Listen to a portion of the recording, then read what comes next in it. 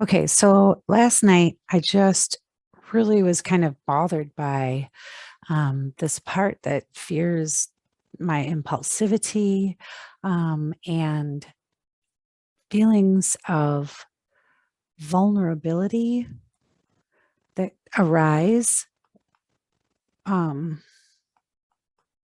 in this case, from, being so transparent with this process, with my own process, um, and fears of consequences or repercussions, a felt sense of these fears as a result of doing this activity. And so because I couldn't put it out of my mind, I decided I would just acknowledge it and try to figure out what was going on. And the reason I'm sharing this is because it was one of those where if you just listen to your intuition, listen to the responses from the parts, interesting stuff is revealed, surprising stuff. So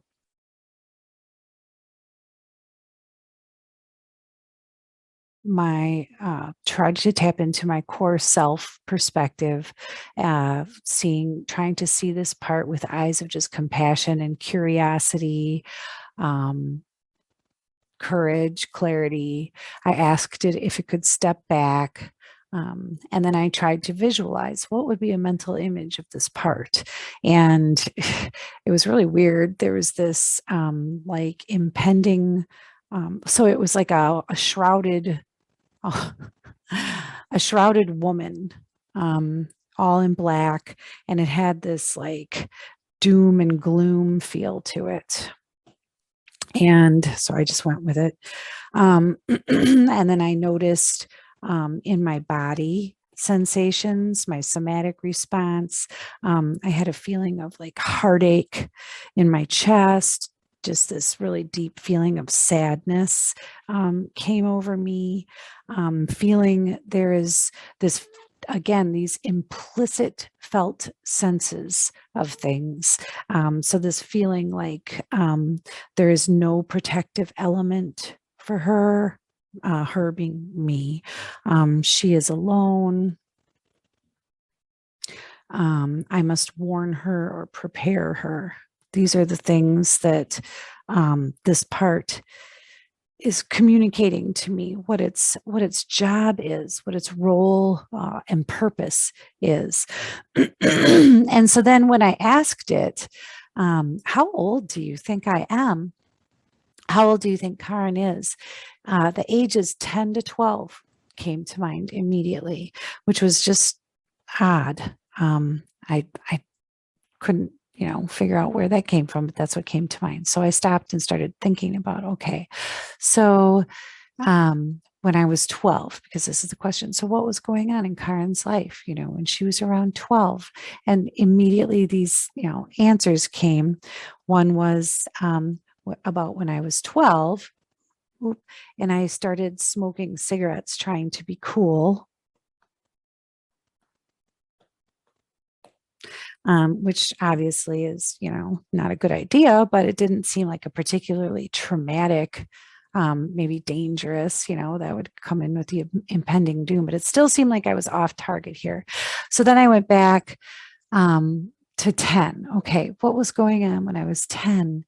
Um, Trying to figure out. So that's around, fourth or fifth grade. And I had this clarity, this image of myself as a 10-year-old kid um, who broke her leg skiing. And so I was like, so that's where the impulsivity comes from, because I remember I was scared. I was young and I was at the top of the hill and I just went for it. I just went for it. I just went for it. I went straight down the hill and totally wiped out and broke my leg pretty seriously. And so I was thinking, well, maybe that's the fear, this, impulsive behavior where you don't stop and think.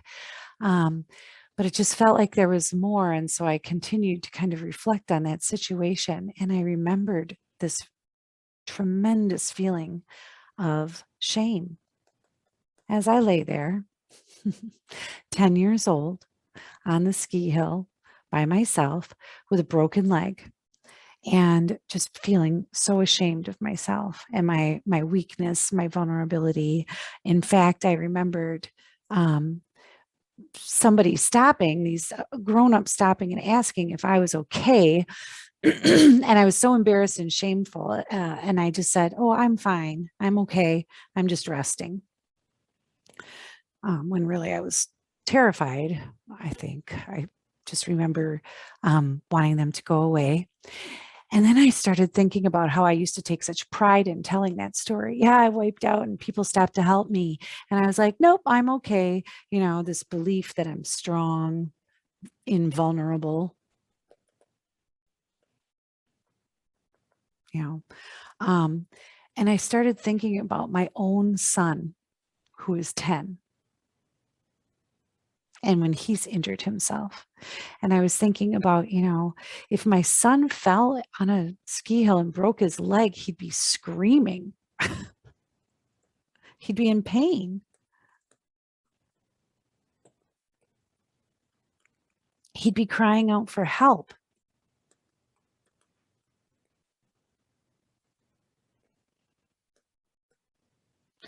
But my 10-year-old self was so full of shame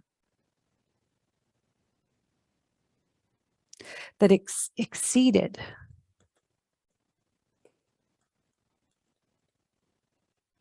the pain of a broken leg.